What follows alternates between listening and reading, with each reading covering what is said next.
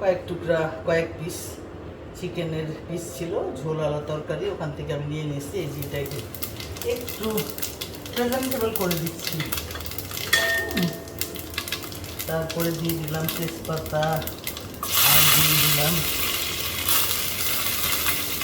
আস্ত জিরা, পেঁয়াজ,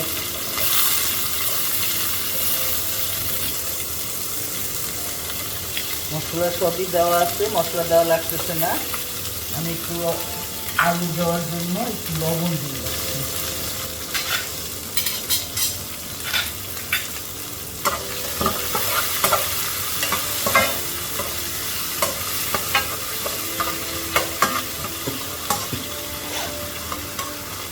জিরা ফোড়ন দিয়ে তারপরে একটা তেজপাতা দিয়ে দিলাম, শুকনো মরিচ দুটা দিয়ে দিলাম, আর পেঁয়াজ দিয়ে দিলাম।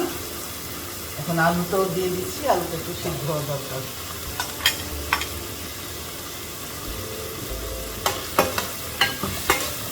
আলুটা একটু লাল লাল করে ভাজা হলে ঝোলটা দিয়ে দিলাম। এই জন্য আমি আলুতে আর কোনো দিচ্ছি না, মশলা দিচ্ছি না। মশলা বেশি খাওয়ার দরকার নাই, রান্না তরকারি একটু ভাজা ভাজা হলে আমি এরপরে দিয়ে দেবো ঝোল, পরে মাংসটা হয়ে গেছে। আমার আলুটা লাল করে ভাজা হয়ে গেছে। এখন আমি আগে দিয়ে দেবো ঝোলটা।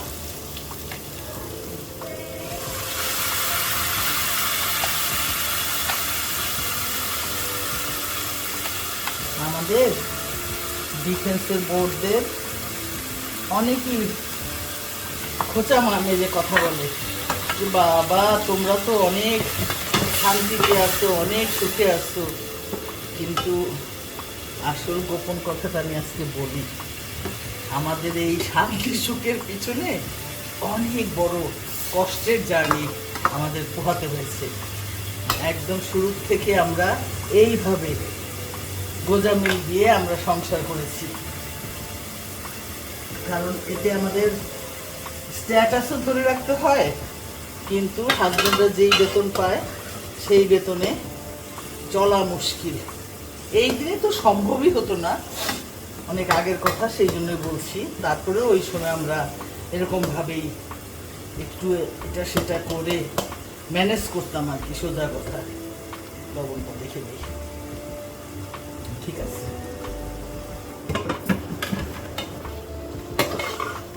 আলুটা সিদ্ধ হয়ে গেছে,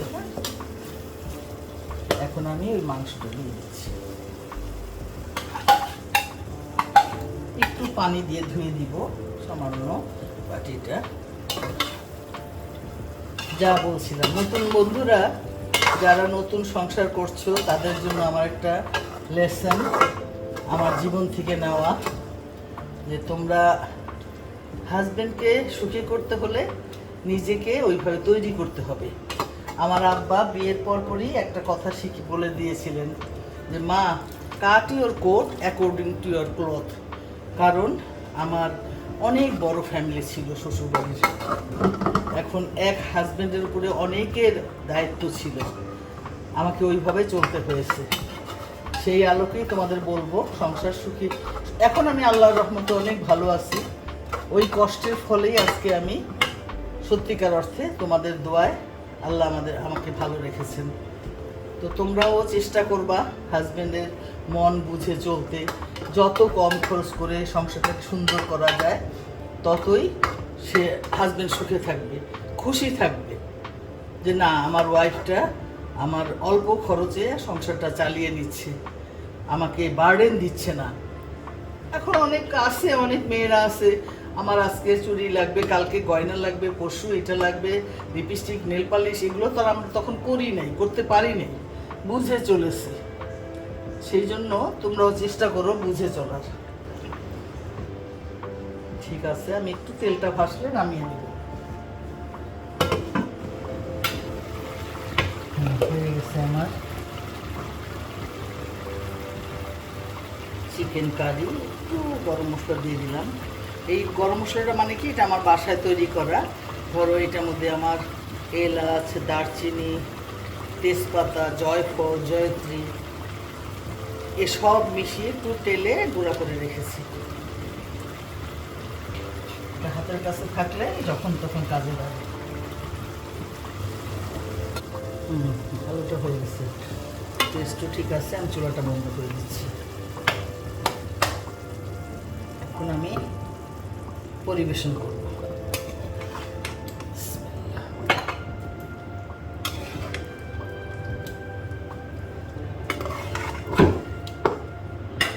আজকে ডিনারে এটা সুন্দরভাবে হয়ে যাচ্ছে। দেখো, একটু বুদ্ধি খাটালে কি সুন্দর আপ্যায়ন করা যায়। এই যে বন্ধুরা, হয়ে গেল মিষ্টি কুমড়ো পরোটা, লুচি, চিকেন কারি। ধন্যবাদ বন্ধুরা, তোমরা চেষ্টা করো এটা করতে, এবং আবার দেখা হবে তোমাদের সাথে নতুন কিছু নিয়ে অন্য কোনো দিন, অন্য কোনো সময়। Bye bye.